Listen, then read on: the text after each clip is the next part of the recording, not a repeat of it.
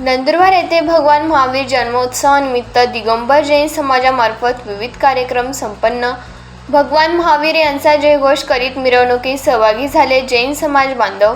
शहरातील माणिक चौक परिसरात असलेल्या दिगंबर जैन समाज मंदिरात आज भगवान महावीर जन्मोत्सवानिमित्त सकाळी जलाभिषेक करण्यात आला.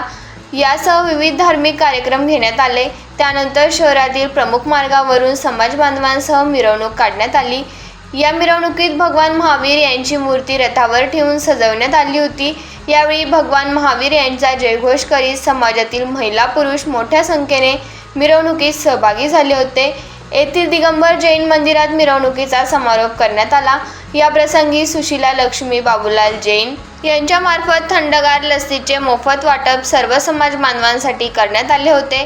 यासोबत मंदिरात सायंकाळी जन्मोत्सवानिमित्त पाळणा कार्यक्रम घेण्यात आला. त्यासोबत सांस्कृतिक कार्यक्रम घेण्यात आला.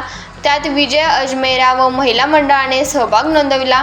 या सर्व कार्यक्रमांना समाज बांधव तसेच मुले मुली मोठ्या संख्येने उपस्थित होते. यावेळी पदम पाटोदी, महेंद्र झांजरी, नेमीचंद पाटोदी, कचरूलाल पाटोदी, सुरेश जैन, सतीश अजमेरा, अजित अजमेरा, मुकेश झांजरी, प्रतीक अजमेरा, विकी पाटोदी, मयूर पाटोदी, सचिन पाटोदी, कल्पेश काला, कैलास काला, अजित यांच्यासह समाज बांधव उपस्थित होते. अजितनाथ जैन नवयुवक मित्र मंडळाने कार्यक्रमाचे संयोजन केले. यावेळी सुरेश जैन काय म्हणाले ते पाहूया. जय जिनेंद्र.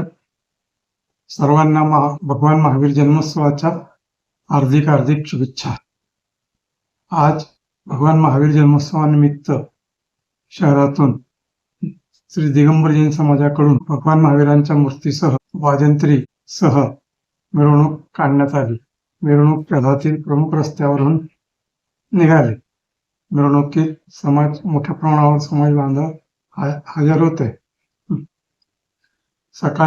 मिरवणुकीच्या आधी सकाळीच भगवान महावीरांच्या मूर्तीवर जलाभिषेक करण्यात आला आणि इतर सर्व पूजा वगैरे धार्मिक विधी पार पाडण्यात आले. आज संध्याकाळी भगवान महावीरांच्या जन्मोत्सवानिमित्त पाळणा व इतर सांस्कृतिक कार्यक्रम श्री दिगंबर जैन मंदिरात होणार आहेत. मिरवणुकीमध्ये भगवान महावीर की जय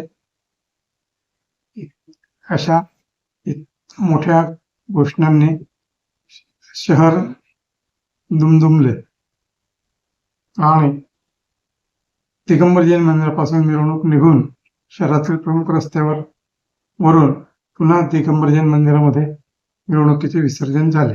मिरवणुकीनंतर सर्व भाविकांना प्रसाद वाटण्यात आला.